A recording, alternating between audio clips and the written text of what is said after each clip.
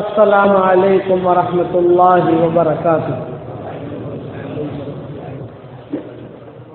بھائی جو دور بیٹھے ہیں وہ قریب قریب آ جائیں۔ بیمار آدمی کے لیے تو ٹھیک ہے، لیکن جو دور بیٹھے ہیں اب قریب قریب آ جائیں۔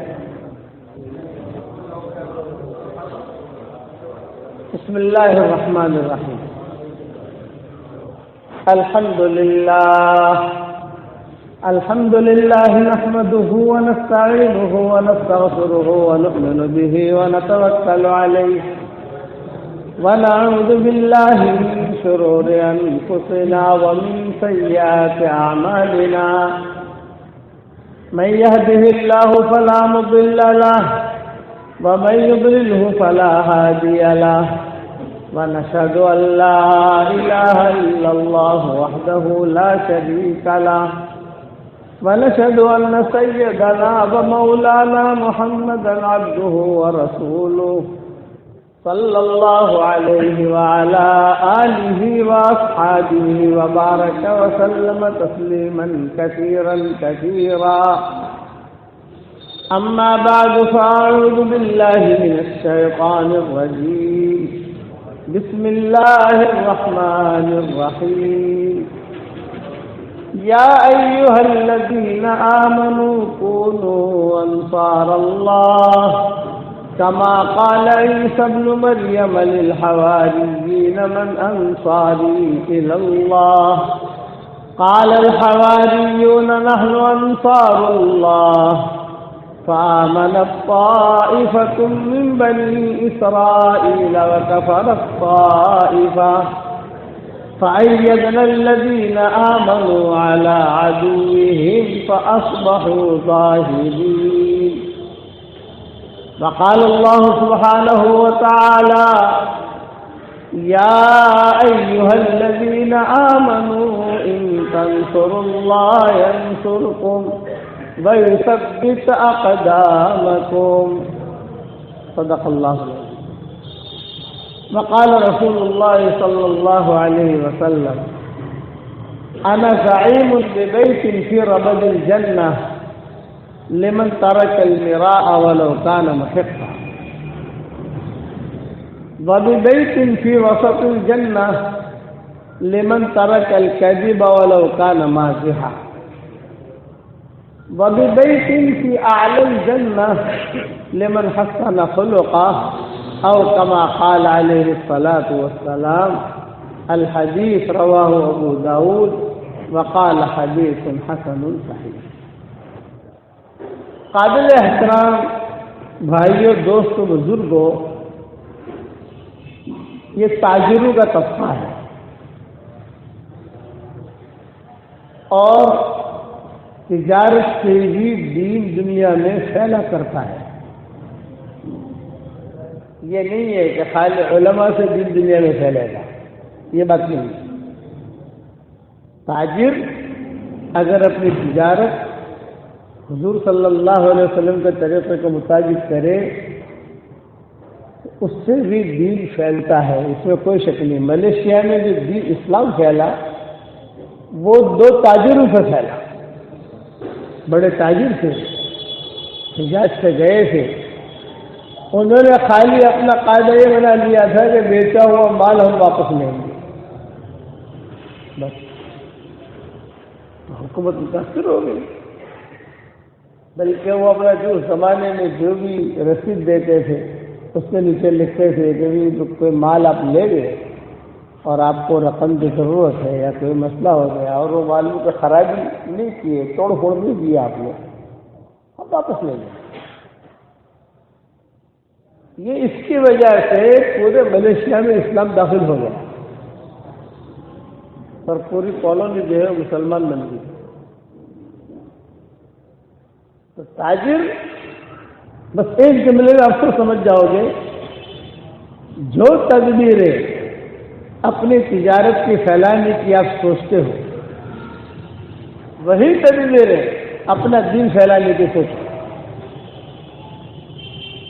تجارت چھوڑواتے نہیں ہے، آپ تجارت چھوڑ دو، ملنگ بن جاؤ، یہ نہیں۔ تدبیر سوچو آپ کہ میں میرے دین کو پانی کیسے پہنچا سکتا ہوں. ہمارے یہاں بمبئی میں الحمدللہ بڑے بڑے تاجر ہیں، آپ حضرات جانتے ہوں گے. ایک مرتبہ کسی خصوص ملاقات میں ہماری ان سے ملاقات ہوئی کھانے پر کسی جگہ، ان کے گھر گئے ہیں، تو انہوں نے کہا ہمیں کچھ نصیحت کرو جو مختصر ہو اور ہمارے لیول کی. بے روزہ، نماز، زکوٰۃ، حج یہ تو ہم کرتے ہی رہتے ہیں، خیر خیرات، صدقات، مدرسوں میں چندے، یہ تو جاری ہے الحمدللہ. لیکن کوئی ایسی چیز کرو کہ ہم انٹرنیشنل طریقے پر کام کریں. تو میں نے 2 باتیں بتائی ان کو. ایک تو یہ بتایا کہ میرا واٹس ایپ کا سبق، ہمارا جو واٹس ایپ پر سبق آتا ہے یہ کروڑوں میں جاتا ہے. تو آپ کے پاس سبق پہنچے تو آپ بھی اپنے گروپ بنا لو، بیٹھے بیٹھے آپ کو تو خالی بٹن دبانا ہے، نہ کوئی جو ہے پیٹرول کا خرچہ ہے اس میں، اور نہ کسی سے اجازت کی ضرورت ہے، نہ مشورے کی ضرورت ہے. یہ کھانا کھانے کے لیے کیا مشورہ کرنا، اور تہجد پڑھنے کے لیے کیا مشورہ کرنا، قرآن پڑھنے کے لیے مشورہ نہیں ہوتا. دوسرا جی کام ہے، آپ ایک کام کرو تو آپ یہ بات جہاں جہاں تک پہنچے گی لوگ سنیں گے، فائدہ اٹھائیں گے، اس پر عمل کریں گے، اس کا اللہ آپ کو پورا ثواب دے گا. ایک بات یہ بتائیے، انہوں نے الحمدللہ کرنی شروع کر دی. دوسری بات یہ بتائی کہ آپ جو ہے ای میل کرتے ہیں، ای میل اپنے تاجروں کو، کسٹمروں کو کوئی سیمپل بھیجتے ہیں. آپ سیمپل بھیجنے کے بعد جو ہے پھر اس کا جواب آتا ہے تو ظاہر بات ہے کہ آپ کا مونوگرام ہوتا ہے، نیچے آپ دستخط کرتے ہیں کہ بھئی یہ ای میل فلاں کمپنی کی طرف سے آیا ہے اور یہ سیٹ جو ہے یہ ان کے دستخط ہے. اس کے نیچے ایک اسلامی دستخط بھی کر لو، اس کا نام رکھا ہے میں نے اسلامی دستخط. اسلامی دستخط. اسلامی دستخط کیا کریں کہ اس کے نیچے اتنا لکھ دو کہ اے انسان اپنے پیدا کرنے والے کو پہچان اور صرف اس کی ہی عبادت کر. آپ نے اپنا دستخط تو کر لیا، عبداللہ عبد الرحمان تاریخ ڈال دی، اس کے نیچے تو اسلامی دستخط. تو اسلامی دستخط لکھنے یہ جملہ لکھنے کی ضرورت نہیں ہے، لیکن آپ کو سمجھانے کے لیے کہ اسلامی دستخط کیا کہ اس میں ایک دعوت دے دو مختصر، اے مسلمان نہیں، یا مسلمان کا جملہ نہیں، انسان، اے انسان اپنے پیدا کرنے والے کو پہچان اور صرف اس کی ہی عبادت کر. اردو والا جو ہوگا تو اردو سمجھے گا، ہندوستان والا جو ہے یہ بھی جملہ سمجھ جائے گا، فارن والا جملہ نہیں سمجھے گا تو اس کا انگلش میں کر لو. لیکن مضمون یہ ہونا چاہیے اپنے پیدا کرنے والوں کو پہچان. بڑی بڑی تجارتیں ہیں ان کی، بڑی بڑی ہوٹلیں ہیں دنیا میں، انہوں نے اپنے لوگوں ہی یہ بنا دیا کہ جہاں پر بھی وہ اپنا کام کرتے تھے تو فوراً جو ہے نیچے لکھ دیتے تھے اے انسان اپنے پیدا کرنے والے کو پہچان اور صرف اس کی ہی عبادت کرو. ہوٹل ہے تو وہاں پر جو ہے ادھر ادھر کی چیزیں لکھیں، ادھر ادھر کی نصیحتیں لکھیں، تو سامنے ریسپشن کے اوپر ہی یہی لکھ دیا اے انسان اپنے پیدا کرنے والے کو پہچان اور صرف اس کی ہی عبادت کر. اب یہ تجارت چلی ہی تھی، لوگ پوچھنے لگے ای میل پر کبھی آپ کے دستخط کرنے سمجھ میں آ گئے یہ دستخط میں سمجھ میں ایک کیا چیز ہے، تو وہ ان کو دعوت دینے کا موقع ملا. یہ آپ کے لیول کی دعوت ہے، یہ آپ کے لیول کا چلہ ہے. جو بڑے بڑے تاجر ہیں 4 مہینے نہیں نکل سکتے ہیں، کہ کم سے کم اتنا تو کر سکتے ہو، نہیں کر سکتے. انسان آسانی سے کر سکتا ہے اسے. تو اسے ایک اپنا معمول بنائیے کہ اپنے دکان پر جا، آپ کے آفس پر جا، لوگ آ کر بیٹھتے ہیں، وہاں اچھے سے اس میں لکھ کر کے نصیحت کی تھی. عقل مند ہوگا وہ فوراً اسے پکڑ لے. عقل مند کے لیے تو اشارہ بھی کافی ہے، اور جس میں عقل نہیں ہے اس کے لیے دفتر بھی ناکافی ہے. بے عقل مندوں کو وہ اشارے سے پکڑ لے گا، اور جس میں عقل نہیں ہے، جس کے عقل پر پردے پڑے ہیں، تو اس کے لیے دفاتر بھی ناکافی ہے. بہت دفتر ہوں گے تو کوئی اثر لے گا نہیں. تو یہ دو باتوں کی آپ کی میری تشکیل ہے. ہمارا واٹس ایپ کا سبق جو ہے اسے آپ آگے پھیلائیے. اور ایک نصیحت یہ کرتا ہوں کہ جتنے لوگوں کو آپ ہماری کوئی بھی دین کی بات بتاؤ گے، خالی ہمارے واٹس ایپ کا سبق نہیں، کوئی بھی دین کی بات بتاؤ گے اس پہ واٹس ایپ کا سبق بھی آ جاتا ہے. تو بتانے والے کے لیے ساری مخلوق دعا میں لگ جاتی ہے. یہ صحیح حدیث شریف میں ہے. میں آپ کو بتا رہا ہوں، وہ اچھی باتیں بتا رہا ہوں.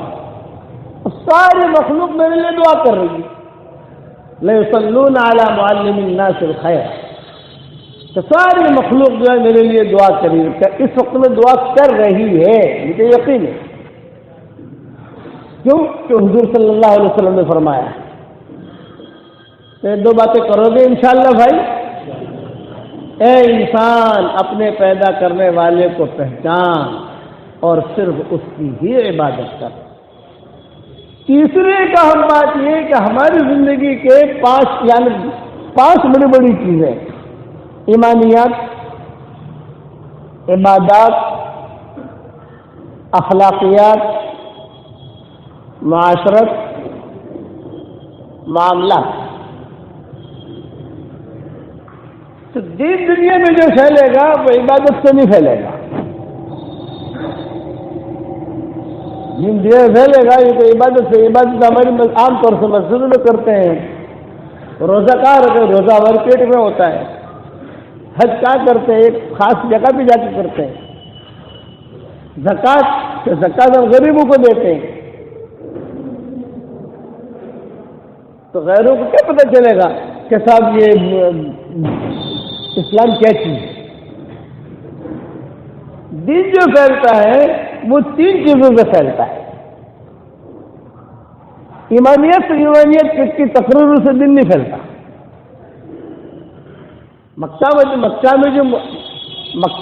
جو مسخر ہوئے، ایک قریش مسخر ہوئے حضور صلی اللہ علیہ وسلم کے سامنے، تو وہ قرآن سن کر مسخر نہیں ہوئے. حضور نمازیں پڑھتے تھے وہاں، حضور صلی اللہ علیہ وسلم کے سامنے تقریر بھی کرتے تھے. وہ جو مسخر ہوئے ہیں وہ حضور صلی اللہ علیہ وسلم کے اخلاق کو دیکھ کر، آپ کا معاشرہ دیکھ کر، آپ کے معاملات کو دیکھ کر مسخر ہو گئے، جھک گئے کہ اتنے بڑے اخلاق تو نبی کے علاوہ کسی کے نہیں ہو سکتے. صفوان بن امیہ بہت بڑے تاجر تھے آپ کی طرح، جیسے آپ کی تجارت ہے. ان کی ہتھیاروں کی تجارت تھی. دور دور سے لوگ ان کے پاس ہتھیار لینے کے لیے، تلواریں، نیزے لینے کے لیے آتے تھے. تاجر بھی تھے اور گنڈا بھی تھے، بھائی دادا گیری، پلان بنانا، لوگوں کو قتل کروانا.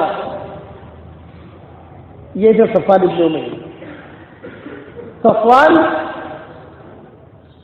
نام رکھنے سے بعض لوگوں کو منع کرتا ہوں. یہ ہے زمانے جاہلیت کا نام. کیوں کہ ناموں کا اثر انسان کی زندگی پر پڑتا ہے. صفوان کا معنی ہوتے ہیں چٹان کے، تو اس کا مزاج چٹان جیسا ہوتا ہے. جیسے آصف، تو آصف نام رکھنے میں منع کرتا ہوں. کیوں کہ ہمارے ماحول کے اندر کوئی مخرج نکال کر تجوید کے ساتھ ناموں کو نہیں پکارتا. آصف کا نام سواد سے ہے، یہ سواد آصف، تو اس کا مطلب ہے بہت زیادہ عقل مند. لیکن عام طور سے ہمارے ماحول میں ارے آصف بھائی، آصف صاحب، ارے آصف کہاں گیا بیٹا، سین سے کہتے ہیں، سین سے. تو سین آصف اگر کوئی کہے گا تو اس کا مطلب ہے ٹینشن والا، اس کا مطلب ہے ٹینشن والا۔ تو آصف نامی آدمی ہمیشہ ٹینشن نہیں ملیں گے آپ سے، آپ دیکھ لو جہاں پر بھی آپ کو تعلقات ہو۔ یہ نام کیسا ہے؟ اس لیے نام اچھے رکھے جائیں۔ یہ نہیں کہ مولوی صاحب ایسا نام بتاؤ جو قرآن میں موجود ہو دنیا میں کسی کا نہ ہو۔ ہمارے پاس لوگ آتے ہیں کہتے ہیں مولوی صاحب اللہ نے لڑکا دیا، ایسا نام بتاؤ جو قرآن میں موجود ہو اور دنیا میں کسی کا نہ ہو۔ بھائی عبداللہ رکھ لے، عبد الرحمن رکھ لے، ابو بکر رکھ لے، انبیاء کے نام رکھ لے، ابراہیم، اسماعیل، یہ نام مبارک ہے، بڑے لوگ گزرے ہیں۔ سمجھ تو بوڑھوں کا نام ہے، بوڑھے لوگوں کا نام ہے۔ میں نے ایک تو کہا یعقوب رکھ لے، یہ تو بڑے میاں کا نام ہے، یہ مجھے خود کہا اس نے، یہ تو بوڑھوں کا نام ہے۔ عبد الرحمن رکھ لے، یہ تو عبد الرحمن تو بہت ہے ہمارے محلے میں۔ ایسا نام چاہیے جو قرآن میں ہو اور دنیا میں کسی کا نہ ہو۔ تو میں نے اس سے آہستہ سے کہا کہ ایک کام کر، فرعون رکھ لے، قارون رکھ لے، قرآن میں ہے دنیا میں کسی کا بھی نہیں ہے۔ اللہ کیوں نہیں رکھتا ہے؟ مال چاہیے کہ قارون رکھ دے، مال لے کر پسند ہے تو نام اچھے رکھے جائیں اپنے بچوں کے۔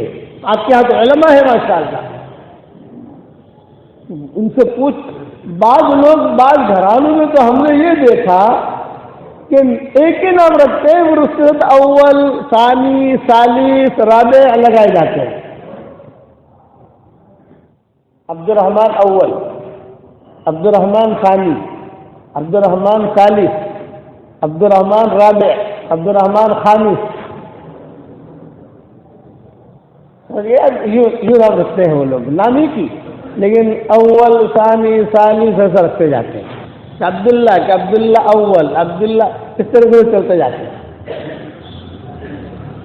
بعض نام ایسے ہیں کہ جن کے ناموں کے اثرات آدمی یعنی 100 نسلوں تک اس کا نام کا اثر چلتا ہے۔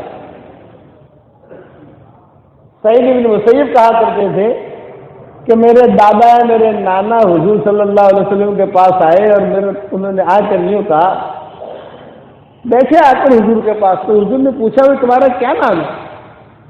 آپ کی عادت شریف ہے کیا نام پوچھتے ہیں، تمہارا کیا نام ہے؟ تو انہوں نے جواب دیا میرا نام حزن ہے۔ حزن کا مطلب ہے غم، ٹینشن۔ آپ نے فرمایا نہیں بھائی یہ نام ٹھیک نہیں ہے، نام بدل دو۔ تو انہوں نے جواب دیا کہ میرے دادا نے رکھا ہے، میرے باپ نے رکھا ہے، میرے یعنی اوپر کے میں کیسے بدلوں؟ فسکت رسول اللہ صلی اللہ علیہ وسلم، حضور صلی اللہ علیہ وسلم خاموش ہو۔ تو سعید بن مسیب کہتے تھے کہ اس قصے کو 100 سال ہو گئے ہمارے خاندان میں، لیکن نام نہ بدلا انہوں نے، تو اب تک ہمارے خاندان میں غم اور ٹینشن چلا رہا ہے۔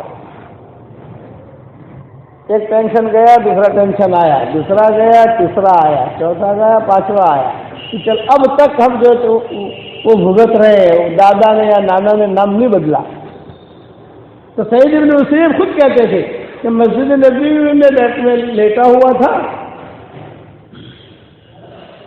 اور بہت فکر میں تھا، تو کچھ جنتوں نے آ کر مجھے بتایا کہ بہت ٹینشن میں ہو، کیا پریشانی ہے تمہاری، کیا ہے؟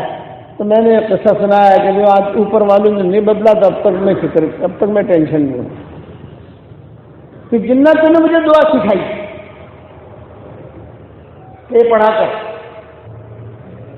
موکل جنات، انہوں نے مجھے دعا سکھائی، میں نے وہ دعا پڑھی۔ اس کو دعا مجھے یاد نہیں ہے، بکھرے موتی میں لکھی ہے، میں نے وہی دیکھ لینا، پہلی جلد میں لکھی ہے، زیادہ تر مجھے یہاں تک انداز ہے کہ تب سے جو میری ساری پریشانیاں دور ہو گئی۔ نام ہمیشہ اچھا رکھا کرو۔ پھر حضور صلی اللہ علیہ وسلم نے پاکیزہ معاشرہ تیار کیا، اخلاق تیار کی، جو آج ہم میں نہیں ہے۔ اخلاق پر تقریر تو ہے لیکن اخلاق نہیں ہے۔ کوئی ایک آدمی آپ کے پاس مانگنے کے لیے آیا تو یہ مت کہو کہ اللہ دے گا، اس کو ایمان مت سکھاؤ، ابھی ایمان سکھانے کی ضرورت نہیں ہے، ابھی تو اس کو دے دو آپ کہ بھائی تو لے۔ آپ صلی اللہ علیہ وسلم کے پاس بڑے بوڑھے نوجوان مرد عورتیں بچے یہ آتے تھے، لیکن حضور صلی اللہ علیہ وسلم کبھی بھی ان کے ساتھ بد اخلاقی کا معاملہ نہیں کرتے تھے کہ کوئی بد اخلاقی کی چیز کرے، یہ نہیں ہوتا۔ کتابوں میں حدیثوں میں آتا ہے کہ ایک مرتبہ حضور صلی اللہ علیہ وسلم کے پاس ایک عورت نے، جی ہو گیا، آپ جو ہے اطمینان سے بات کر لیجیے، جو کرنا ہے کر لیجیے، آپ میرا دماغ آپ کی طرف جاتا ہے،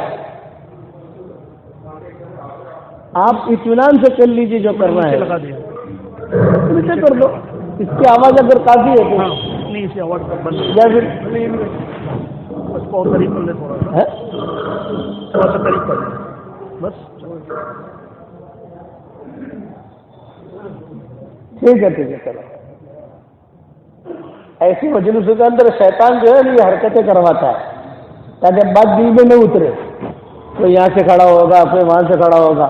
ایک سے اگر 1 گھنٹے کا بیان، پہلے گھنٹے کے بیان میں 100 مرتبہ آدمی کو وہاں دیکھے گا وہاں دیکھا تو بات کیا سمجھے گا؟ ہمارے والد صاحب رحمۃ اللہ علیہ فجر کا بیان کرتے تھے مرکز میں، تو سورج نکل آتا تھا تو بتی جلتی تھی، تو ایک آدمی آ کر جو ہے وہ کبھی مرکز کی کیوں لائٹ دے گے، لائٹ بند کر دیں گے۔ دوسرا آدمی کھڑا ہو گئے کہ مولانا نے کہا ہے، مولانا نے تو نہیں کہا لائٹ بند کرنے کا، یہ تو میواتی استعمال کر دی، وہ کھڑا ہو کر کھول دے۔ تو ابا فرماتے تھے یہ شیطانی حرکت ہے، یہ شیطان تمہیں بیان سننے پہلے اللہ رسول کی بات تمہارے دل میں اترے، یہ نہیں چاہتا تمہارے دل میں اترے، وہ تمہارے دل میں کچھ نہ کچھ ڈالے گا، کچھ نہ کچھ یہ کر یہ کر یہ کر یوں کر تو بات تو سمجھے گا نہیں۔ پھر ابا فرماتے تھے کہ ہماری مسجد کے یہی حال ہے، آج جس سے لائٹ بند کی ہے نا یہ تو آج جماعت میں چلا جائے گا، اور کل آ کے جو لائٹ بند کرے گا وہ بھی ٹرین میں ہوگا، وہ کل پہنچے گا، یہ کہتے ابھی ٹرین میں ہوگا، اور پرسوں جو بند کرنے والا ہوگا وہ ٹرین میں بیٹھ رہا ہوگا، اور پرسوں جو بند کرے گا وہ جو ہے تیاری کر رہا ہوگا یہ آنے کی۔ اس لیے شیطانی حرکت ہوتی ہے، یہ سمجھو۔ بات دھیان سے سن لو، 8 گھنٹہ 5 گھنٹہ بات کرنے میں ایک بات سمجھانا چاہتا ہوں آپ کو کہ آپ کی زندگی اب کیسے گزرے، معاملات ہمارے بالکل کلیئر ہو، رہن سہن ہمارے بالکل کلیئر ہو۔ جتنے ہمارے برادران وطن ہیں ان کو اگر آپ چاہتے ہو کہ یہ اللہ رسول کو مانے تو یہ ہماری تقریر سے متاثر نہیں ہوں گے، ہماری نمازوں سے متاثر نہیں ہوں گے، یہ ہماری نماز دیکھ ہمارا قرآن پڑھنے سے متاثر نہیں ہوں گے، جزوی طور پر متاثر ہو جائیں گے، جزوی طور پر۔ ان کو جو چوٹ لگے گی، ان کو جو مار لگے گی وہ اچھے اخلاق کی لگے گی۔ اس پر میں صفوان ابن امیہ کا قصہ سنا رہا تھا کہ صفوان ابن امیہ عمیر ابن وہب یہ دونوں پکے دوست تھے۔ بدر کا جب قصہ ہو گیا تو صفوان ابن امیہ اور عمیر ابن وہب دونوں کو دونوں حتیم میں بیٹھے، بدر میں تو سب مارے گئے بڑے بڑے، دونوں کو دونوں حتیم میں بیٹھے، اور حتیم میں بیٹھ کر صفوان ابن امیہ نے کہا کہ ارے بھائی عمیر، کیا پیسہ ویسا دیتا ہوں، تجھے ہتھیار بھی دیتا ہوں، تجھے تجارت کی ہتھیار کی مال بھی دیتا ہوں، تو جا مدینہ جا کر کام بجا، لیکن محمد کو قتل کر دے، بہت پیسہ دوں گا۔ تو عمر بن وہب نے کہا میں وہاں گیا، وہاں جا کر پکڑا گیا تو مارنے والا کو پکڑا گیا تو یہ کہا اگر تو پکڑا گیا تو تیرے نکالنے کا بھی انتظام میں کروں گا، پیسہ میرے پاس بہت ہے، اور تیرے بیوی بچوں کا خرچہ بھی میں دوں گا، سب کروں گا، تو خالی محمد کو قتل کر، بس تیرا کام اتنا ہے۔ اس لیے کہ بدر میں ہم لوگ ہار گئے۔ عمر بن وہب نے کہا کہ ٹھیک ہے، مجھے ایک تلوار دلا دیجیے آپ، چنانچہ تلوار خرید کے دی۔ دیکھو اتنا خراب آدمی ہے، اتنا اونچی پلاننگ کرنے والا آدمی ہے، لیکن نبی کے اخلاق دیکھو، میں سمجھانا چاہتا ہوں، اخلاق اخلاق اخلاق، خالی اخلاق نام رکھنے سے اخلاق نہیں آتے، وہ محنت کرنے سے آتے ہیں۔ کہ اخلاق کو تقرر کر لو، اخلاق آ جائیں گے نہ۔ اب عمر بن وہب کو تلوار بھی دی، زہر بھی دیا، پیسہ بھی دیا، اور عمر بن وہب کو روانہ کیا صفوان بن امیہ نے جا، اور مکہ مکرمہ میں صفوان بن امیہ نے اعلان کر دیا نوجوانوں کو کہ بہت بڑی خوشخبری آنے والی ہے، ایسی خوشخبری ہے کہ تم بدر کا قصہ بھول جاؤ گے۔ تو نوجوانوں نے کہا کیا خوشخبری؟ یہ کہا بس محمد کے قتل کی خبر آنے والی ہے، تم بیت اللہ کا پردہ پکڑ کر بیت اللہ اللہ کے گھر جا کر دعا مانگو۔ وہاں دعا قبول ہوتی تھی، وہ مشرکین مکہ بھی سمجھتے تھے کہ یہاں دعا قبول ہوتی ہے، بس تھوڑے دن میں خبر آنے والی ہے۔ اب مکہ میں خوشی، ماں خبر آنے والی ہے، بہن خبر آنے والی ہے، چھوکرے چلے گئے یہاں سے۔ یہاں عمر کے بعد مدینہ منورہ پہنچے تو سب سے پہلے حضرت عمر کی نظر پڑ گئی عمر بن وہب پر۔ تو حضرت عمر جو تھے وہ چہرہ دیکھ کے سمجھ جاتے تھے، جیسے مثال مشہور ہے، لفافہ دیکھ کر مضمون بھاپ لیتے ہیں، کہ لفافہ دیکھ کر مضمون بھاپ لیتے ہیں کہ اس میں کیا ہے۔ تو حضرت عمر کا معاملہ یہ تھا، فراست تھی۔ فوراً حضرت عمر نے دیکھا کہ ہو یہ تو گنڈا آدمی، شیطان من شیاطین مکہ، شیطان من شیاطین قریش، قریش کے شیطانوں کا بڑا شیطان۔ تو حضرت عمر رضی اللہ تعالیٰ عنہ نے عمر بن وہب کو پکڑ لیا۔ عمر بن وہب جا رہے تھے سیدھے حضور کے پاس، تو ظاہر بات ہے کہ تلوار لے کر کے حضور صلی اللہ علیہ وسلم کی خدمت میں حاضر ہوگا تو وہ تو ٹینشن ہے نا کہ تلوار لے کے جا رہے ہیں۔ حضرت عمر نے پکڑ لیا اور حضور کے پاس لانے لگے، تو حضور نے دور سے کہا عمر اس کو پکڑا کیوں ہوئے تم نے؟ یہ حضور کہہ رہے تو اس کو پکڑا کیوں ہوئے؟ تو حضرت عمر نے کہا کہ حضرت مجھے خطرہ ہے، امر مانا ارسل ہو یا عمر، ارسل ہو کا مطلب یہ اسے چھوڑ دے۔ حضرت عمر کہتے تھے کہ حضور نے حکم دے دیا چھوڑ دیتا، میں تو معلوم نہ حضور کی بات، لیکن ٹینشن تھا مجھے کہ کہیں ایک دن جاتے ہی تلوار نکال کر حملہ نہ کرے۔ تو میں نے دائیں بائیں صحابہ کو کہہ دیا بھائی یہ نوجوان جا رہا ہے، یہ عمر بن وہب ہے، اور ایک جملہ کا حاضر کلب عدو اللہ، یہ اللہ کا دشمن ہے، یہ کتا ہے غصے میں کہ یہ مدینہ منورہ میں کوئی برے ارادے سے آیا ہے، یہ بھائی میری مدد کرو، آپ لوگ آ جاؤ، صحابہ یہاں آؤ یہاں آؤ، اپنے نبی کی حفاظت کرو، اشارہ کر دیا سب کو۔ صحابہ بھی دوڑے دوڑے آ گئے، اور عمر بن وہب جو ہے یہ ٹھاٹ کے ساتھ اپنی تلوار کو لے کر تلوار یوں اتاری کندھے سے اور زمین پہ رکھی، اور حضور صلی اللہ علیہ وسلم کے سامنے بے ادب کے ساتھ بھی بے ادب بیٹھ گئے حضور کے سامنے۔ حضرت عمر قریب میں بیٹھ گئے۔ حضرت عمر کہتے تھے کہ حضور صلی اللہ علیہ وسلم تو بہت پیاری پیاری میٹھی میٹھی باتیں کر رہے تھے عمر بن وہب سے، اور میری نگاہ تھی عمر بن وہب کے ہاتھوں پر کہ کہیں ایک دم سے تلوار اٹھا کر وار نہ کرے۔ اب حضور کے اخلاق دیکھو، ملذی جاء بک یا عمیر، حضور پوچھ رہے ہیں تو عمیر کیوں آئے ہو؟ جیسے حضور نے سارا کو پوچھا تھا، رات کو میں نے بیان کیا تھا، گانے والی جو لڑکی تھی کہ سارا تو کیوں آئی ہے مدینہ میں؟ تو آپ صلی اللہ علیہ وسلم پوچھتے تھے کہ عمیر تم کیوں آئے ہو، کیا بات ہے؟ تو عمیر ابن وہب نے کہا ابنی اسیر فی ایدیکم، میرا بیٹا تمہاری جیل میں ہے، میں اس سے ملنے آیا ہوں اور آپ سے درخواست کرنے آیا ہوں کہ میرے بیٹے کو تکلیف مت دینا، مارنا مت، کھانا دینا، یہ دو باتیں کرنے آیا ہوں، ایک تو اس سے ملاقات کر لوں اور آپ لوگوں سے ریکویسٹ کروں کہ اس کو ستانا مت، مارنا مت۔ یہ جواب دیا عمر ابن وہب نے۔ تو حضور صلی اللہ علیہ وسلم پوچھ رہے اصدقنی ما الذی جئت لہ، عمر سچ سچ بات کہو، تم کیوں آئے ہو؟ سچی بات کرو۔ عمر تم سچی بات نہیں کر رہے۔ عمر ابن وہب نے کہا کہ میں اسی لیے آیا ہوں۔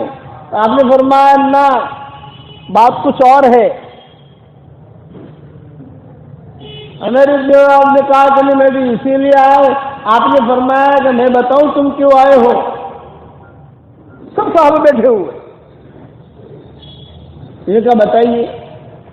میں نے کہا کہ تو اور صفوان ابن امیہ دونوں حتیم میں بیٹھے تھے اور میرے قتل کا پلاننگ کی تم نے، تلوار فلاں جگہ سے خریدی، فلاں جگہ سے زہر خریدا، تو نے یہ کہا کہ میرے بال بچوں کا کیا ہوگا، تو صفوان نے سب خرچہ اٹھانے کی ذمہ داری لے لی اور تو مجھے آیا ہے قتل کرنے کے لیے، کیا بات صحیح ہے کہ نہیں یہ بتا۔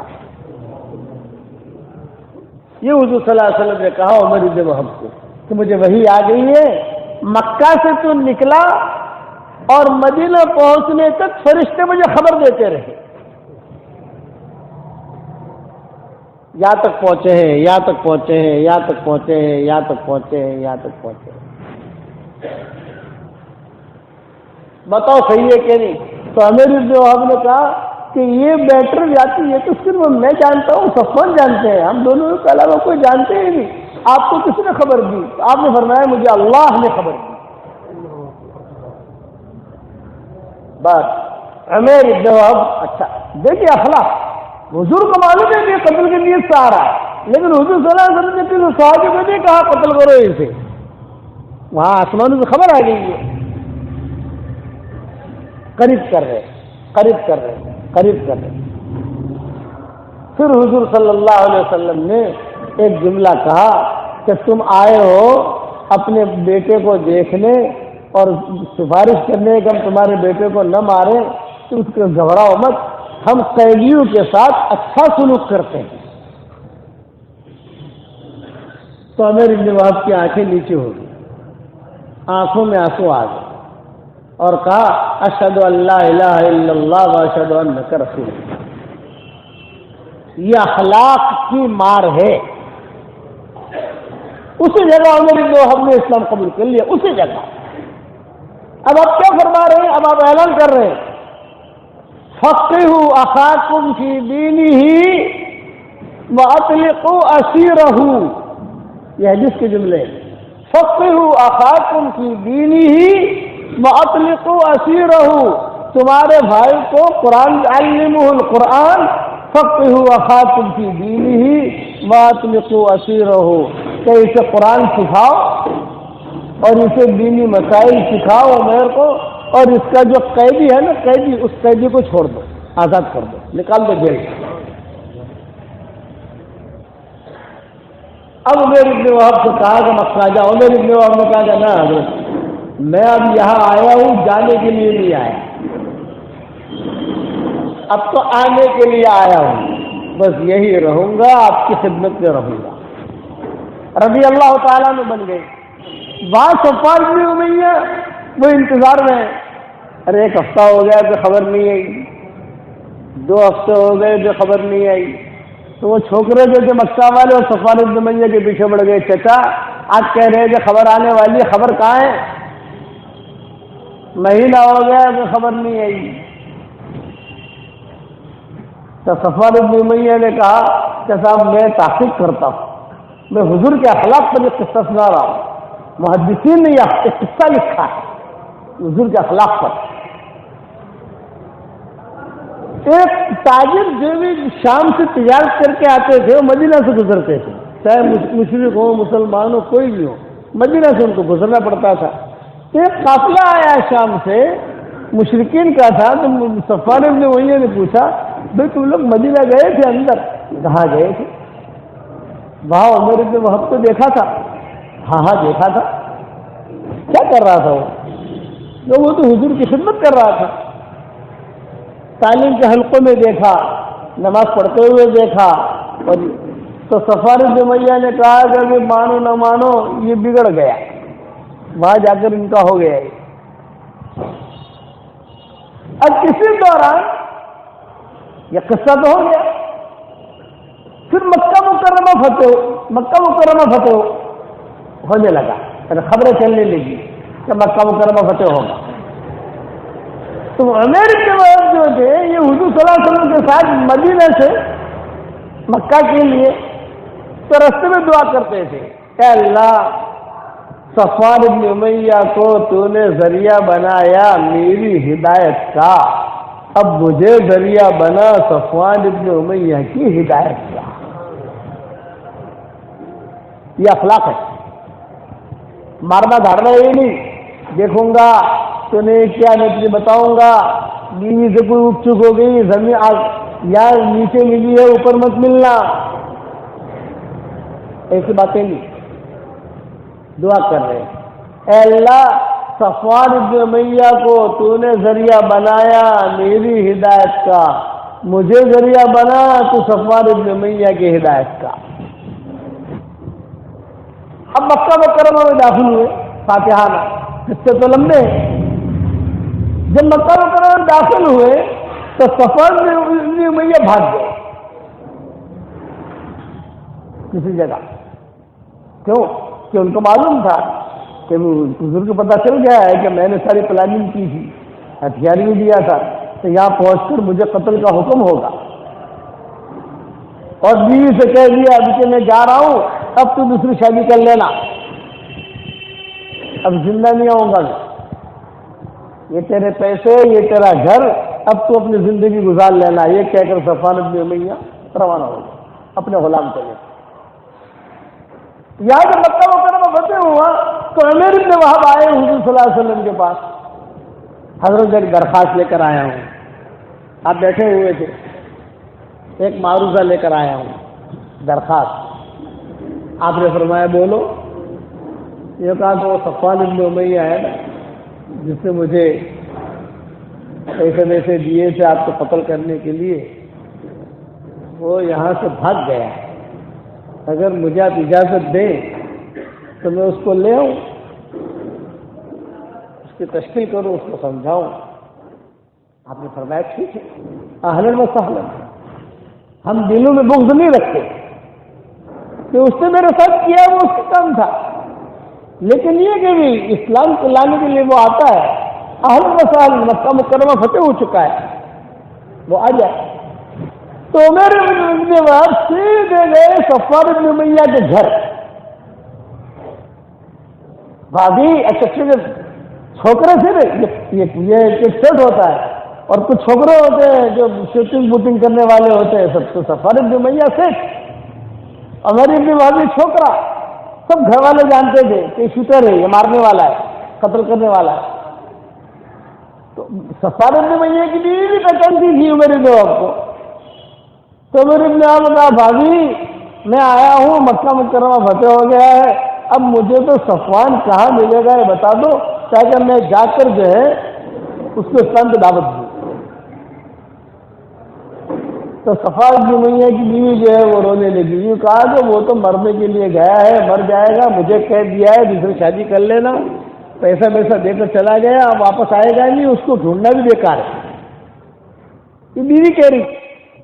عمیر ابن وہب کہہ رہے کہ نہیں، میں بیت اللہ کا پردہ پکڑ کر دعا مانگ کے آیا ہوں کہ اللہ تو نے ذریعہ بنایا صفوان ابن امیہ کو میری ہدایت کا، مجھے ذریعہ بنا اس کی ہدایت کا. تو بیوی نے کہا کہ دیکھ عمیر، مجھے پتا نہیں ہے وہ کہاں ہے، لیکن روزانہ یہ باندی اور یہ غلام، یہ دونوں کو دونوں کہیں کھانا لے کر جاتے ہیں، مکہ کے غاروں میں کسی غار میں چھپا ہوا ہے، تو جب یہ نکلے تو تو بھی ان کے پیچھے پیچھے جا، پتہ چل جائے گا کہ وہ کہاں ہے۔ امیر ابن وہب نے کہا ٹھیک ہے۔ دور ایک درخت تھا، اس درخت کے نیچے جا کر امیر ابن وہب بیٹھ گئے، انتظار میں کہ وہ لوگ نکلیں گے تو میں بھی ان کے ساتھ ساتھ پیچھے پیچھے۔ وہ کھانا لے کے نکلے، دودھ کھانا اس دور میں جو بھی کھجورے وغیرہ وہ لے کے نکلے، تو یہ عمر ابن وہب بھی پیچھے پیچھے پیچھے پیچھے کرتے یہ ہوتی تھی کہ کھانا لے کر جاتے تھے تو صفوان بن امیہ غار میں سے باہر نہیں نکلتے تھے، ان کا غلام تھا، وہ غلام باہر انتظار کرتا تھا، پھر غلام کو کھانا دے دیتے تھے، وہ غلام کھانا لے کے اندر چلا جاتا تھا۔ وہ غلام باہر کھڑا ہوا، صفوان بن امیہ اندر سے دیکھ رہے، تو صفوان بن امیہ نے کہا کہ ارے غلام، اے غلام، یہ تو باندی اور ہمارا آدمی کھانا لے کر آ رہا ہے، لیکن پیچھے دور ایک آدمی آ رہا ہے، وہ کون ہے؟ کوئی جاسوس نہ ہو؟ وہ دیکھ۔ اٹھنے قریب آئی تو غلام نے کہا کہ جی حضرت، یہ تو آپ کا چھوکرا ہے، وہ عمر ابن وہب، وہ جس کو آپ نے بھیجا تھا نا قتل کرنے کے لیے، وہ ہے۔ صفوان بن امیہ نے کہا کہ اوہو، یہ مجھے قتل کرنے کے لیے آ رہا ہے۔ قصہ بہت دھیان سے سننا، حدیث میں یہ قصہ کئی محدثین نے لکھا ہے، ایک نہیں کئی محدثین نے، کہ نبی کے اخلاق اونچا، اسی لیے حضور صلی اللہ علیہ وسلم کے اخلاق کی قرآن میں تعریف کی گئی، وَإِنَّكَ لَعَلَىٰ خُلُقٍ عَظِيمٍ، پیارے نبی جی آپ کے اخلاق تو بہت اونچے ہیں، بہت اونچے ہیں آپ کے اخلاق۔ آپ کی نماز کی تعریف نہیں ملے گی، آپ کے روزے کی تعریف نہیں ملے گی، آپ کی جہاد اور غزوہ کی تعریف نہیں ملے گی، آپ کے حج اور عمرہ کی تعریف نہیں ملے گی، آپ کی تہجد کی تعریف نہیں ملے گی، تعریف ملے گی اخلاق۔ اب عمر ابن وہب قریب آئے تو صفوان ابن امیہ سے تو پتہ چل گیا کہ کہاں ٹھہرے ہوئے ہیں، کیا ہے۔ تو صفوان ابن امیہ نے کہا کہ بیٹا دھوکہ دیتا ہے تو مجھ سے بات مت کرنا، تو نے مجھے دھوکہ دیا، میں نے تو تجھے پیسے دیے تھے، مال دیا تھا تاکہ تو قتل کرے مدینہ جا کر، وہاں جا کر ویسا یہ تھوڑی سی نوک جھوک شروع ہو گئی۔ تو عمر ابن وہب نے کہا چچا جان پلیز ایک ریکویسٹ ہے، میری درخواست ہے، میری بات سنیے، آپ میرے باس ہیں، میں ایک درخواست لے کر آیا ہوں۔ ان کا بول کہ میری درخواست ہے کہ مکہ تو فتح ہو گیا ہے، کئی لوگ مسلمان ہو گئے ہیں، تم بھی اگر مسلمان ہو جاتے تو اچھا تھا۔ تو صفوان بن امیہ جواب دے رہے ہیں کہ سارے شیطان مسلمان ہو جائیں گے لیکن صفوان مسلمان نہیں ہوگا۔ اگر تو سنے کہ سارے شیطان مسلمان ہو گئے تو سچ مان لینا، لیکن صفوان مسلمان نہیں ہوگا۔ تو عمر ابن وہب نے کہا کہ ٹھیک ہے، لیکن یہ تم آپ سے میری محبت ہے اس لیے میں آیا ہوں، تو آپ ذرا اور سوچیں۔ اب دوسری باتیں شروع ہوئی، گھر کی، اس کی، میں گیا تھا، یہ ہوا ساری باتیں۔ پھر آخر میں عمر ابن وہب نے کہا میری اس ریکویسٹ کو سوچنا، تم مسلمان ہو جاؤ تو اچھا ہے۔ تو صفوان بن امیہ نے کہا کہ ٹھیک ہے مسلمان تو ہو جاؤں، لیکن مجھے ڈر ہے کہ کہیں میں وہاں گیا اور وہاں جاتی ہی لوگ دیکھیں گے صفوان آیا ہے، سب کو پتا ہے کہ میں نے ساری پلاننگ کی ہے، تو کوئی بھی مجھے قتل کرے گا۔ تو عمر ابن وہب نے کہا کہ میں کوئی قتل نہیں کرے گا، یہ تو ٹھیک کہتا ہے نا، تیری بات کا کیا ٹھکانا ہے۔ جا کے مسلمان ہونے کے لیے تیار ہوئے، ایک شرط پر مسلمان ہو جاؤں گا، چل ایک شرط۔ تو عمر ابن وہب نے کہا بتاؤ کیا شرط ہے؟ ایک شرط یہ ہے کہ تمہارے نبی جس حلیے میں مکہ میں داخل ہوئے تھے اور جو امامہ پہنا تھا، وہ امامہ میں نے دور سے دیکھ لیا تھا کون سے کلر کا تھا، اور کون سے رنگ کا تھا کیسا تھا، وہ امامہ لا کر مجھے دے دو، میرے سامنے لے آؤ، مجھے دو وہ امامہ، اور وہ مجھے امن دے دے، مجھے کہے کہ یہ امامہ اب چلو لے جاؤ، تو پھر میں وہ امامہ لے کر مکہ میں داخل ہوگا۔ کوئی مجھے اگر مارنے کے لیے تلوار بھی اٹھائے گا، میں امامہ دکھاؤں گا، تمہارے نبی کا امامہ ہے میرے پاس، میری جان بچے گی۔ اور میرے جواب نے کہا ٹھیک ہے میں جاتا ہوں، کوشش کرتا ہوں۔ آپ یہی رہنا، کسی اور غار میں چلے جانا، بھائی یعنی بھاگ میں جانا یہاں سے، تم یعنی میں تم کہاں ڈھونڈوں گا بعد میں تم کو، نا ہم نہیں ہیں۔ اور میرے جواب حضور صلی اللہ علیہ وسلم کے پاس آئے، حضور صلی اللہ علیہ وسلم اپنے قاضی کی تو ٹیک لگا کے تشریف فرماتے، تو کہا حضرت درخواست لے کر آیا ہوں۔ وہ صفوان ابن امیہ مل گیا ہے، ملاقات ہو گئی میری، بس وہ اس نے کہا کہ آپ اپنا امامہ دے دیں، میں وہ لے کر مکہ میں آ کر مسلمان ہو جاؤں گا۔ آپ نے فرمایا بہت اچھا، تو حضور صلی اللہ علیہ وسلم نے اپنا امامہ اتار کے دے دیا، جاؤ دے دیا، یہ اخلاق، امامہ اتار کے دے دینا، پہنے ہوئے تھے حضور نے اپنا امامہ اتار کر لو، یہ امامہ لے جاؤ۔ اب وہ امامہ لے کر پہنچے وہاں، چچا جان باس یہ لایا ہوں امامہ، ہاں یہی ہے۔ صفوان بن امیہ نے کہا کہ یہی امامہ ہے، میں دیکھتا کہ تو کسی اور کا تو اٹھا کے نہیں لاتا۔ کئی لوگوں نے امامے پہن رکھے تھے۔ فتح مکہ کے موقع پر جب حضور صلی اللہ علیہ وسلم اور صحابہ مکہ میں داخل ہوئے تو احرام کی حالت میں نہیں تھی، بغیر احرام کیا ہے؟ بھائی مدینہ سے کوئی آدمی آئے گا تو احرام پہننا پڑے گا نا، لیکن یہ احرام نہیں پہنے ہوئے تھے، بغیر احرام کے سب داخل ہوئے۔ تو غزوہ تھا، وہاں عمرہ تو بعد میں ہو گیا، غزوہ پہلے ہو گیا یہاں۔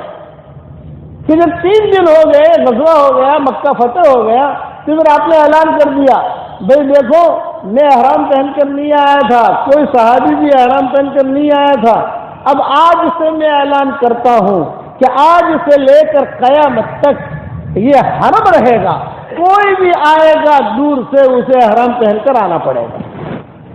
یہ اعلان اس وقت کیا کہ 3 دن کے لیے اللہ نے میرے لیے مکہ کو حلال کر دیا تھا، اب یہ حلال نہیں ہوگا، قیامت تک جو بھی آنا چاہے ہمارے گھر پر 2 چادر پہن کے لبے پڑھ کر آئے، اب اجازت نہیں۔ یہ آپ نے وہاں اعلان کیا مکہ فتح ہونے کے بعد، امامہ لے کر آ گئے، یہ امامہ لے کر آئے ہوں، چلو اچھا چلو تمہاری اٹھنے پر تم بیٹھو، میری اٹھنے پر میں بیٹھوں۔ صفوان بن امیہ نے کہا نہ، ایک ہی اٹھنے پر دونوں بیٹھیں گے، اور آگے تو بیٹھے گا پیچھے میں بیٹھوں گا، جب کوئی وار کرے تو تو پہلے مرے بعد میں میں مروں، اور الگ الگ اٹھنے پر اس لیے نہیں کہ میں اٹھنے پر بیٹھا تو اٹھنے لے کر کہیں بھاگ گیا، تیری اٹھنی بھدک گئی کہیں چلی گئی تو میں اکیلا پھنس جاؤں گا وہاں، ایک ہی اٹھنے پر ہوں گے، جو ہوگا اپن دونوں کا ایک ساتھ میں ہوگا۔ دونوں کو دونوں اٹھنے پر بیٹھ کر حرم میں داخل ہوئے۔ حضور صلی اللہ علیہ وسلم عصر کی نماز پڑھا رہے تھے۔ جب عصر کی نماز ہو رہی تھی تو صفوان ابن امیہ سے عمیر ابن وہب نے کہا، عمیر ابن وہب تو مسلمان ہے، یہ کہا چچا نماز ہو رہی ہے میں نماز پڑھ لوں؟ تو صفوان ابن امیہ نے کہا بھائی نماز بعد میں پڑھنا، تو نماز پڑھنے میں لگے گا اور لوگ دیکھیں گے مجھے قتل کریں گے، نماز بعد میں پڑھنا، نماز ابھی نہیں۔ یہ باتیں ہو رہی ہیں، صحابہ سن رہے ہیں، کیونکہ حرم بالکل کعبہ بالکل قریب ہے، حضور صلی اللہ علیہ وسلم بھی سن رہے۔ جب آپ نماز پڑھا چکے تو نماز پڑھا کر آپ متوجہ ہوئے صحابہ کی طرف، تو دیکھا تو صفوان ابن امیہ عمیر ابن وہب دونوں اٹھ نہیں پڑے، تو اب پیچھے سے صفوان ابن امیہ نے کہا کہ یا محمد، اے محمد یہ عمیر ابن وہب آیا ہے، آپ کا یہ امامہ بھی لے کر آیا، امامہ بھی دکھایا تاکہ سب لوگ دیکھ لیں گے کہ ہاں آپ کا امامہ لے کر آیا ہے، اور یہ کہہ رہا ہے کہ میں مسلمان ہو جاؤں، اور اگر مسلمان نہیں ہونا تو اس نے یہ بھی کہا ہے کہ 2 مہینے کا ویزا ہے، 2 مہینے تک تم رہو مکہ مکرمہ میں، پھر سکتے ہو، کاروبار کر سکتے ہو، 2 مہینے کے بعد مکہ چھوڑ دینا، یہ اس نے مجھے کہا ہے، کیا یہ بات صحیح ہے؟ آپ نے فرمایا انزل یا صفوان، صفوان نیچے تو اترو۔ فرمایا کہ نہیں حضرت، اس نے مجھے پہلے بھی دھوکہ دیا تھا، کہ پھر دھوکہ نہ دئیے کہ میں اتروں کوئی مجھے قتل کرے گا، میں اتروں گا نہیں، پہلے آپ بات کی وضاحت کریں۔ تو آپ نے وہی مسئلے پر بیٹھے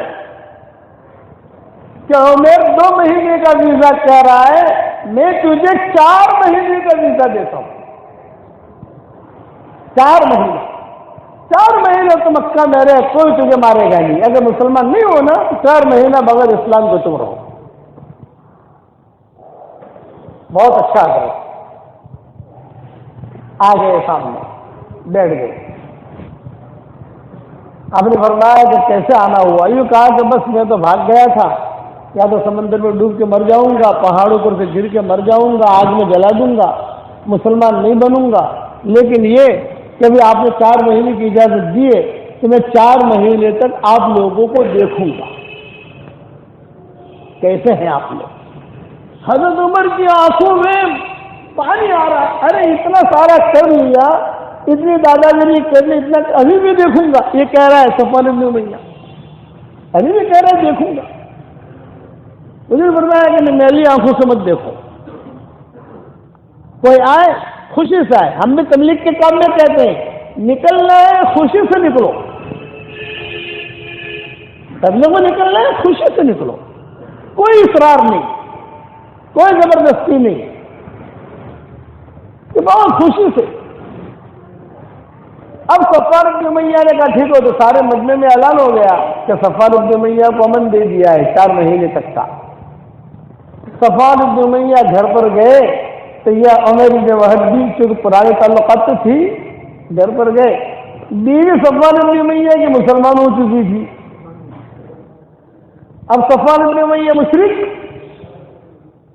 بیوی مسلمان، عمر بن وہب نے تو ان کا خادم، ان کا نوکر، ان کا چھوکرا جو بھی ہے یہ بھی مسلمان۔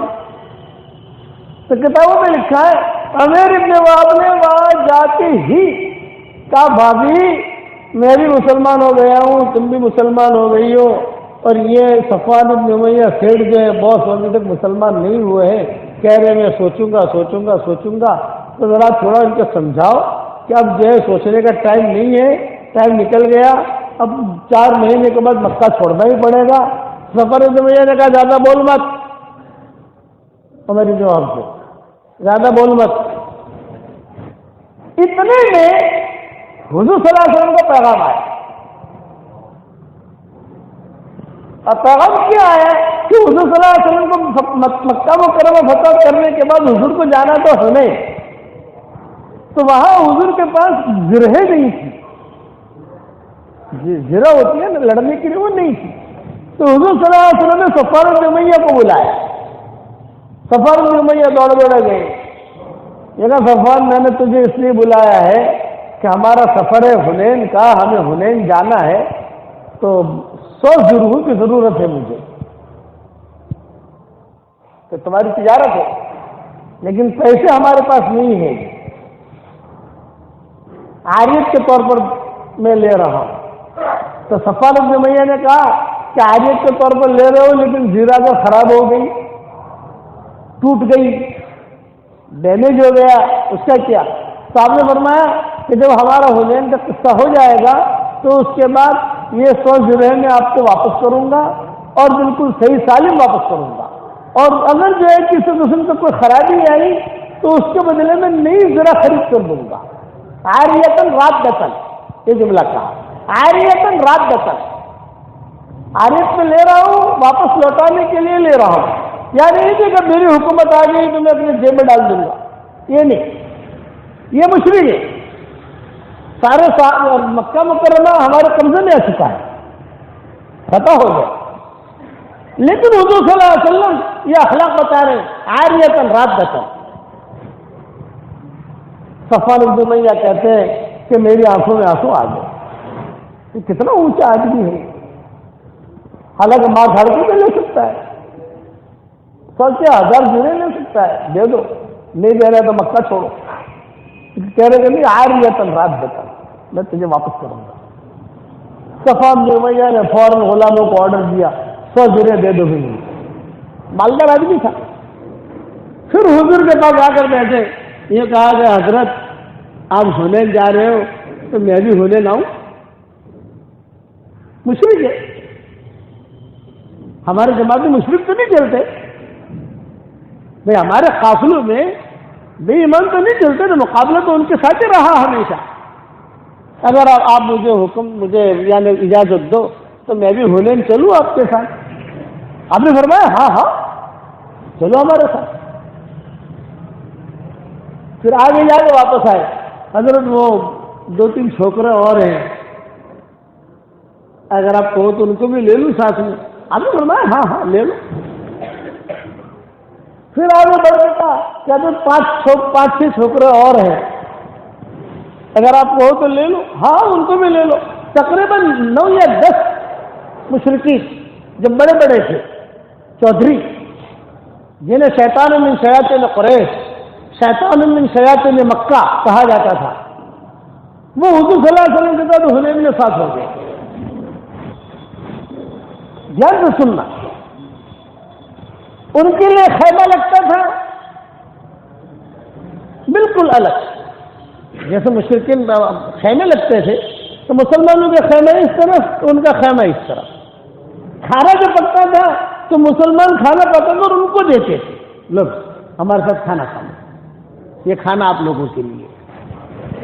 ہمارے اخلاق دیکھو. نمازیں دکھانے کے لیے نہیں لے گئے تھے وہاں. اتنے میں بیچ میں اذان کا وقت آیا، نماز کا وقت آیا، تو حضرت بلال نے اذان دی. بلال نے زور سے کہا اللہ اکبر اللہ اکبر، جو ہماری اذان ہوتی ہے. تو یہ جتنے مشرکین مکہ تھے نا، ابو معذورہ، صفوان بن امیہ، فلاں یہ سارے کے سارے، انہوں نے اذان سنی. پہلے کبھی اذان سنی نہیں تھی، تو انہوں نے مذاق اڑانی شروع کی. بلال کہتے تھے اللہ اکبر، تو یہ بھی کہتے تھے اللہ اکبر، ایسے مذاق میں. ہمارے ابا فرماتے تھے کہ کبھی کبھی کوئی تبلیغ کا مذاق میں اڑائے گا تو اللہ اس کو بھی قبول کر لے گا. کہ تبلیغ کا مذاق اڑا رہا ہے، اللہ اس کو بھی قبول کر لے گا. کہ دیوبند میں گشت کرتا تھا، ابا فرماتے تھے شروع میں جب پڑھتا تھا تو دیوبند میں گشت کرتا تھا، تو ہمارا رومال ہوتا تھا تو رومال جو ہے وہ نیچے گر جانے کے لیے، تو طلبہ مذاق اڑاتے تھے، بولے عمر صاحب تمہاری تبلیغ گر گئی.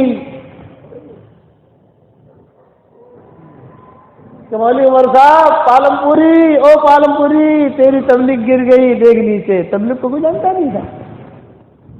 آج اللہ نے اسے دیوبند سے تبلیغ شروع کر دی. یہ ابا خود کہتے تھے کہ میرا مذاق اڑاتے تھے کہ مولوی صاحب پالم پوری گجراتی تمہاری تبلیغ گر گئی. تو ابا کیا سمجھتے رہے کیا مطلب تبلیغ؟ تو رومال، اچھا ہاں رومال گرنے کو تبلیغ گرنا کہتے تھے، تبلیغ گر گئی. انہوں نے مذاق اڑانی شروع کی مشرکین مکہ نے. حضور صلی اللہ علیہ وسلم خیمے میں بیٹھے ہوئے سن رہے ہیں، لیکن اذان ہو رہی تھی، اذان کا جواب دے رہے تھے. جب بلال اذان سے فارغ ہوئے تو حضور صلی اللہ علیہ وسلم نے ایک بات کہی، بھائی یہ جب بلال اذان دے رہے تھے تو کوئی زور سے کہہ رہا تھا کہ زور سے مذاق اڑا رہا تھا، کون تھے؟ تو بعض صحابہ نے کان میں آ کر کہا کہ حضرت یہ جو جماعت لی ہے نا اپنے ساتھ، کہ مشرکین مکہ کی چھوکرے، یہ تو سب عباس قسم کے چھوکرے ہیں، سب گنڈے قسم کے ہیں سب، اور وہی لوگ مذاق اڑا رہے تھے. آپ نے فرمایا کوئی بات نہیں، نبی کے اخلاق، کوئی بات نہیں، بلاؤ ان کو میرے پاس. اب حضور اپنے خیمے سے باہر نکل کے بیٹھے اور سامنے یہ 10 کے 10 صفوان بن امیہ، ابو معذورہ، یہ سارے کے سارے گنڈا پارٹی. یعنی چلے تو حضور کے ساتھ جو بھی نیت سے چلے ہوں، لیکن اب تک تو گنڈا ہے نا وہ لوگ. سامنے بیٹھے اور سارے صحابہ پیچھے. حنین کا میدان، حنین کا سفر. فتح مکہ کے بعد فوراً سفر ہوا ہے حضور کا حنین کا، غزوہ حنین، اس کے بڑے قصے ہیں، دوسرے سفر میں سنانے گے آپ کو انشاءاللہ۔ 11:15 بج گئے ابھی تو۔ اب حدیث میں آتا ہے کہ حضور صلی اللہ علیہ وسلم نے ایک جملہ کہا، بھائی تم جب بلال اذان دے رہے تھے تو آپ لوگ زور زور سے کیا کہہ رہے تھے؟ تو سب نے جواب دیا، کننا نستہزئ مع بلال، ہم تو بلال کا مذاق اڑا رہے تھے۔ تو فرمایا بلال کا کیوں مذاق اڑا رہے تھے؟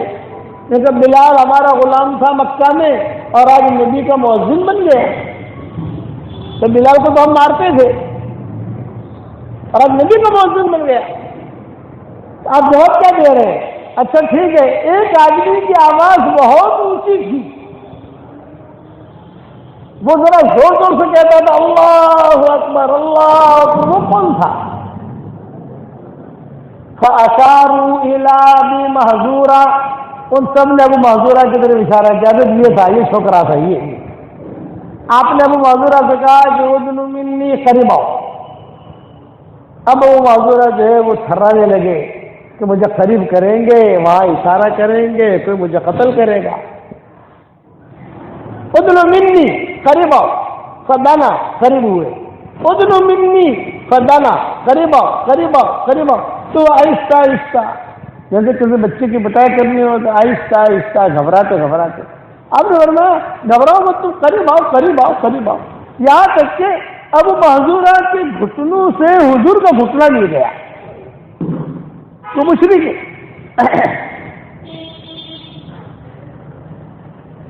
سارے صحابہ کھڑے ہیں تلواریں لے کر، اور یہ 10 کے 10 پہلے بیٹھے ہیں۔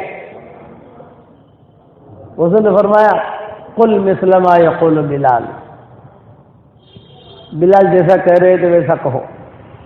اب معذورہ نے کہا مجھے تو آتا نہیں، میں نے تو اذان سیکھی نہیں۔ تو حضور صلی اللہ علیہ وسلم نے اذان سکھائی، تو اللہ اکبر پڑھوائی، آخر میں لا الہ الا اللہ پر پہنچے تو حضور صلی اللہ علیہ وسلم نے اپنا ہاتھ ان کی پیشانی پر پھیرا ہی، ان کے بالوں پر، اور بالوں پر پھیل کر سیدھے دل سینے کی طرف لائے، اور ایک جملہ کہا، اے اللہ اس کی زبان سے کلمہ تو میں نے نکلوا دیا ہے، اس کے دل میں اتارنا یہ تیرا کام ہے، یہ میں نہیں کر سکتا، زبان سے تو نکلوا دیا ہے، دل میں اتارنا یہ تیرا کام۔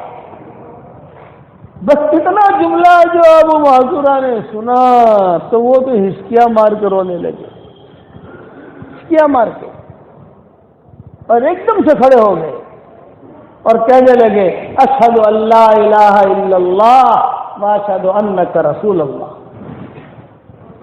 آپ اللہ کے سچے رسول ہیں۔ بڑا آدمی مسلمان ہو گیا۔ ابھی صفوان بن امیہ میں بیٹھے ہوئے، وہ بھی مسلمان نہیں ہوئے، وہ بیٹھے ہوئے، اللہ اکبر کی آواز گونجی تھی۔ ابو محذورہ نے اسلام قبول کر لیا، ابو محذورہ نے اسلام قبول کر لیا۔ اب ابو محذورہ کھڑے کھڑے کہہ رہے ہیں لی رجاء منک یا رسول اللہ، اے اللہ کے نبی میری ایک درخواست ہے، میری ایک تمنا ہے، اگر آپ پوری کریں۔ آپ نے فرمایا بتاؤ کیا تمنا ہے تمہاری؟ میری تمنا یہ ہے کہ بلال یہ مدینہ منورہ کا مؤذن ہے، آپ جو ہے مجھے حرم شریف کا مؤذن بنا دیجیے۔ آپ نے اعلان فرمایا بلال مؤذننا فی مدینہ وابو محذورہ مؤذننا فی مکہ، یہ سب سے پہلے حرم شریف کے مؤذن ہیں، اذان کا مذاق اڑانے والا حرم کا مؤذن بن رہا ہے اخلاق کی وجہ سے۔ کبھی کبھار حرم شریف میں ہم ہوتے ہیں تو مقبرہ کے نیچے جہاں لوگ اذان دیتے ہیں تو یہ مؤذنین ملاقات کے لیے آتے ہیں۔ ہماری کتاب مومن کا ہتھیار یہ عربی میں چھپی ہوئی ہے تو وہ مقبرے میں رکھی رہتی ہے۔ وہ مؤذنین کہتے ہیں کہ ہم جب بھی حرم میں داخل ہوتے ہیں اذان دینے کے لیے تو پہلے طواف کرتے ہیں، تو طواف کرنے سے پہلے تمہاری کتاب پڑھ لیتے ہیں طواف میں، پھر آ کر اذان دیتے ہیں۔ مقالید السماوات والارض کتاب کا نام ہے۔ انہوں نے خود نے کہا ہم 17 مؤذن ہیں، 17 کتابیں بھیجی ہم نے، پھر ہم نے ہمارے ساتھی کے ذریعے 17 کتابیں بھیجی۔ ان کو میں ایک قصہ سناتا ہوں۔ کہ حرم شریف کا سب سے پہلا مؤذن اذان کا مذاق اڑانے والا تھا، ابو محذورہ رضی اللہ تعالیٰ عنہ بن گئے. اذان دیتے رہے مستقل، ابو محذورہ اذان دیتے رہے، اذان دیتے رہے. اس کے بیچ میں ایک قصہ مختصر سنا دوں، پھر صفوان بن امیہ کا قصہ پورا کر کے دعا کر لوں.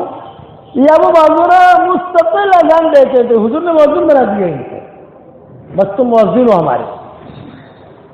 جب حضور کا انتقال ہو گیا، صدیق اکبر کا انتقال ہو گیا،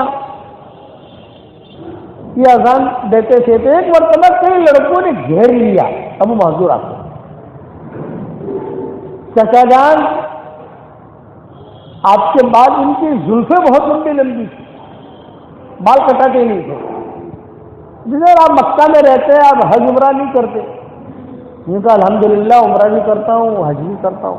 کہ آپ کے بال اتنے لمبے لمبے، تو میں قصر کرتا ہوں، حلق نہیں کرواتا. میں کہا حلق کی فضیلت ہے، حلق کیوں نہیں کرواتے؟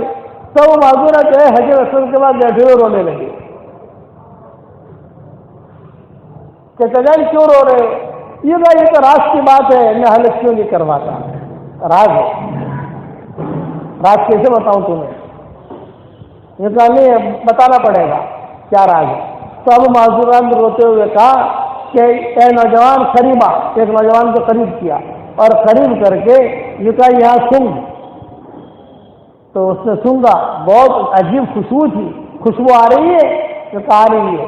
یہ کہا ان بالوں کو حضور کے ہاتھ لگے، یہ حضور صلی اللہ علیہ وسلم کے ہاتھ کی خوشبو ہے. بس یہ خوشبو اب تک میرے بالوں میں موجود ہے.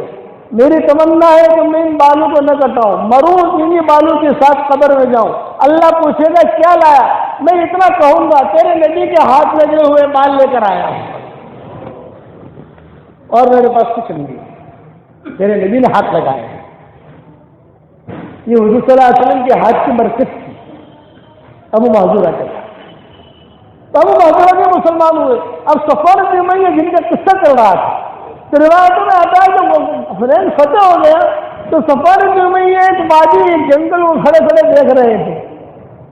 اس میں ہتھیار تھے، ماندیاں تھی، غلام تھے، سب تھے. حضور گزرے تو حضور نے فرمایا صفوان کیا دیکھ رہے ہو؟ کیا دیکھ رہے ہو؟ یہ کہا میں دیکھ رہا ہوں کہ مال کتنا قیمتی ہے، ہیرے جواہرات، باندیاں، غلام، یہ سب کتنا مال ہے، یہ میں دیکھ رہا ہوں. صاحب نے فرمایا آئیے عجیب کو کہا تھا تجھے پسند ہے یہ کہا عادت پسند نہ ہونے کی کیا وجہ، یہ تو سب کو پسند ہے. تو آپ نے وہی کھڑے کھڑے کہا ہوا لکا وما فی، یہ زمین بھی تیری، یہ زمین میں جتنا تو دیکھ رہا ہے وہ سارا کا سارا تیرا، جا تجھ کو ہدیہ دیتا ہوں. مشرک ہے کہ تجھے ہدیہ دے رہا ہوں کیا؟ تو صفوان بن امیہ نے جب یہ اخلاق دیکھے، صفوان بن امیہ نے وہی کھڑے کھڑے کہا اشہد ان لا الہ الا اللہ واشہد انک رسول اللہ. رضی اللہ تعالیٰ عنہ بنے، وہاں جا کر رضی اللہ تعالیٰ عنہ بنے، حنین میں جا کر. پھر حضور کیا فرما رہے ہیں؟ صفوان تم مسلمان بن گئے ہو اور یہ سارا کے سارا تمہارا ہو بھی گیا ہے، لیکن تمہاری جو 100 زرے ہیں میں دے دوں گا. کبھی ایسا نہیں کہ اتنا سارا دیا تو 100 زرے کیا دے گا، چھوڑ دو یار، 100 زرے میں دے دوں گا. یہ معاملہ تھا. صفوان بن امیہ نے کہا کہ مجھے ان 100 زروں کی ضرورت نہیں، اب میں نے آپ کو دیکھ لیا کہ آپ بہت اونچے، اس لیے میرے پیارے بھائیوں دوست بزرگوں اخلاق والی زندگی گزارو. اسے ہنر کے موقع کے اوپر بہت مال آیا، بہت مال آیا. تو حضور صلی اللہ علیہ وسلم نے مہاجرین کو دیا، انصار کو نہیں دیا. تو انصار کے زبان سے جملہ نکلا جب قربانی دینے کا وقت آیا ہمیں آگے کیا، مال ملنے کا وقت آیا ہمیں پیچھے کر دیا. تو حضور صلی اللہ علیہ وسلم نے سارے انصار کو جمع کیا اور انصار کو جمع کر کے کہا یا للانصار یا للانصار یا للانصار، او انصار دین کے کام کرنے والوں، او قربانیاں دینے والوں، کان کھول کے سن لو، آج کے دن کا سورج غروب ہوگا، یہ مہاجرین اپنے گھروں پر مال کو لے کے لوٹیں گے اور تم اللہ اور اس کے رسول کو لے کے لوٹو گے. قربانیاں دی تم نے، یہ مان لے کے لوٹیں گے اور تم اللہ اس کے رسول کو لے کے لوٹو گے۔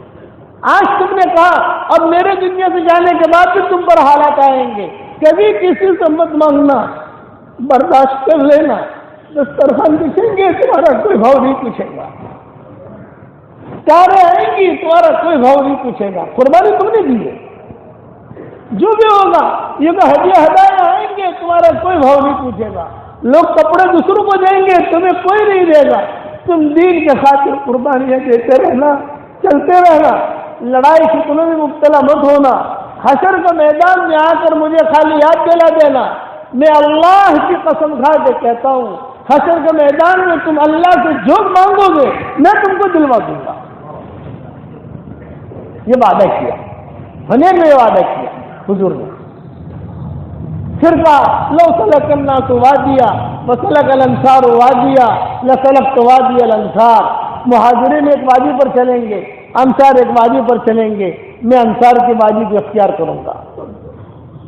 پھر کہا اب مہاجرین کی مثال میرے کپڑے کے باہر کے حصے کی ہے اور انصار کی مثال میرے کپڑے کے اندر کے حصے کی ہے، میرے بدن سے لگے ہوئے۔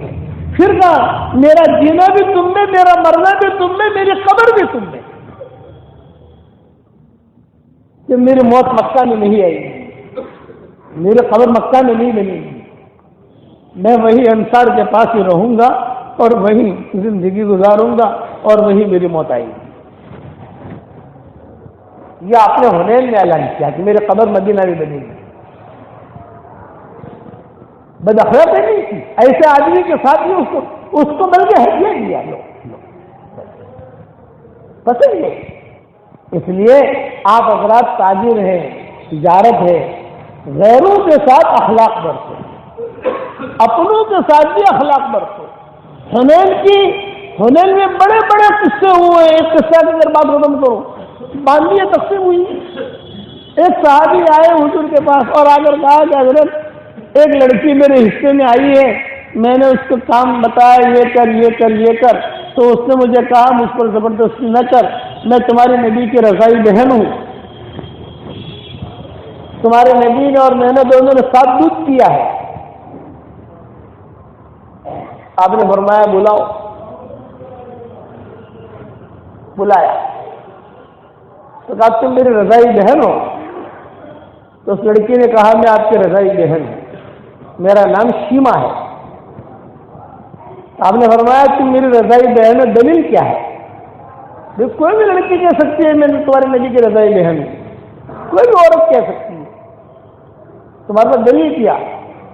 تو شیما جو ہے کھڑی کھڑی رونے لگی اور آہستہ آہستہ اپنے آستین اوپر کی اور آستین اوپر کر کے ایک نشان دکھایا، یہ کہا بچپن میں آپ کی اور میری لڑائی ہوئی تھی، آپ نے غصے میں آ کر مجھے کاٹا تھا دانتوں سے، آپ کے دانتوں سے نشان موجود ہے،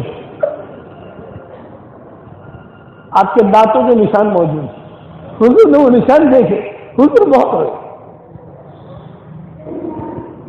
جب حضور بہت روئے تو صحابی کہنے لگے کہ بھی آپ کی بہن میری باندھی بنے، یہ تو نہیں ہو سکتا۔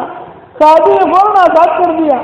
تو بوڑھوں نے کہا کہ حضرت یہ جتنے بھی غلام اور باندیاں بنے ہیں بچپن میں آپ کی بہت خدمت کی ہے، قبیلے بنی سعد میں کسی نے آپ کو دودھ پلایا ہے، کسی نے آپ کو نہلایا ہے، کسی نے، تو سب کو صحابہ نے آزاد کر دیا۔ جاؤ، نبی کی جس نے خدمت کی ہو ہمارے غلام اور باندی نہیں بن سکتے۔ اخلاق۔ اس لیے میری نصیحت یاد رکھنا، دنیا کی زندگی مختصر ہے، دنیا کو چھوڑ کے جانا ہے، اللہ کو منہ دکھانا ہے، دین کا کام کرو، قربانیاں دو، کوئی ہماری عزت کرے نہ کرے، کوئی ہمارا بھاؤ پوچھے نہ پوچھے، آپ سمجھے، کوئی ہمارا بھاؤ پوچھے نہ پوچھے، وہ نہ کہہ دے، اصل یہ وہ نہ کہہ دے کہ میری بزم کے قابل نہ رہا، لوگ سمجھے مجھے مسکین و حقیر و تنقی، شاعر کہتا ہے لوگ سمجھے مجھے مسکین و حقیر و تنقی، وہ نہ کہتے کہ میری بزم کے قابل نہ رہا۔ علامہ اقبال کہا کرتے تھے، آہ کس کی جستجو آوارہ رکھتی ہے تجھے، آہ کس کی جستجو آوارہ رکھتی ہے تجھے، راہ بھی تو، رہبر بھی تو، رہرو بھی تو، منزل بھی تو۔ ادھر ادھر کی بات نہ کر، ادھر ادھر کی بات نہ کر، مجھے یہ بتا کہ قافلہ کیوں لوٹا؟ مجھے رہزن سے گلا نہیں، تیری رہبری کا سوال ہے۔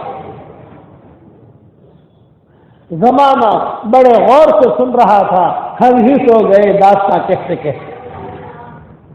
مسلمان ہی سو گیا، لوگ سنتے تھے کہ مسلمان کیسا ہے۔ زمانہ بڑے غور سے سن رہا تھا، ہم ہی سو گئے داستاں کہتے کہتے۔ مجھے ڈر ہے کہیں تیرے سجدے تجھے کافر نہ کر دے اقبال، مجھے ڈر ہے کہیں تیرے سجدے تجھے کافر نہ کر دے اقبال۔ جھکتا کہیں اور ہے، سوچتا کہیں اور ہے، جھکتا کہیں اور ہے، سوچتا کہیں اور ہے۔ ملاقات عروج پر تھی، اذان کا جواب بھی نہیں دیا اقبال۔ آج مسلمان اتنے غفلت میں کہ اذان کا جواب دینے کی بھی فرصت نہیں۔ میٹنگ چل رہی ہے، میٹنگ، وہاں سے پکارا آ رہا ہے، اللہ پکار، اللہ بلا رہے ہیں، اللہ اکبر اللہ اکبر، اذان کا جواب دینے کی بھی فرصت نہیں۔ اس کو اقبال نے کہا ہے ملاقات عروج پر تھی، اذان کا جواب بھی نہ دیا اقبال، صنم جو روٹھا اب خود مؤذن بنے بیٹھے ہیں۔ حالات آئے خود مؤذن بن گئے۔ اس لیے اپنے دل کی طرف جھانکو، اپنا معاشرہ ہم ٹھیک کریں، مائیں بہنیں اپنا معاشرہ ٹھیک کریں، ہمارا لین دین ٹھیک کریں، اللہ سے معاملہ کلیئر کریں۔ کرو گے انشاءاللہ بھائی؟ اس کے لیے آپ سے درخواست ہے، ہمارا واٹس ایپ کا سبق بھی چلتا ہے، وہ نمبر چاہو تو آپ لکھ لو، اس نمبر کو کانٹیکٹ کر لو، وہ آپ کو جو ہے فوراً انشاءاللہ روزانہ بھیج دیں گے۔ نمبر لکھیے آپ 9820861111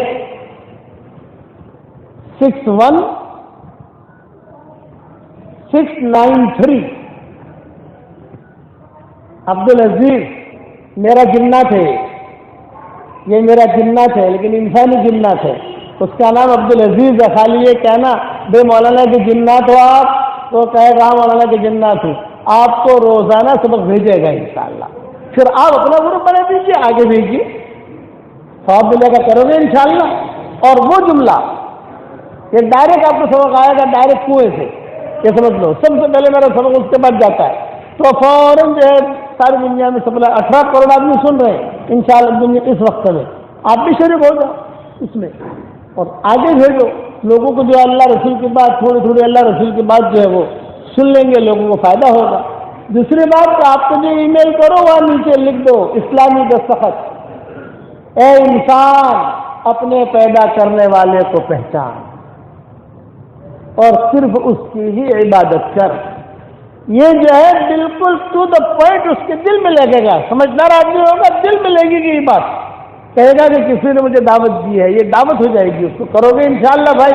پھر یہ ہمارا دعوت کا کام سیدھا سادہ کام ہے دعوت کا، اس کو بھی آپ کرنے کی کوشش کرو، اللہ تعالی ہم کو عمل کرنے کی توفیق عطا فرمائے۔ اب مجھے یہ بتائیے، کسی کو اگر نام لکھانا ہو، ہم زیادہ جلدی نام لکھیں گے نہیں زیادہ، کسی کا ارادہ ہو جلدی سے کھڑا ہو کر نام لکھا دے، پھر ہم دعا کر دیتے ہیں انشاءاللہ۔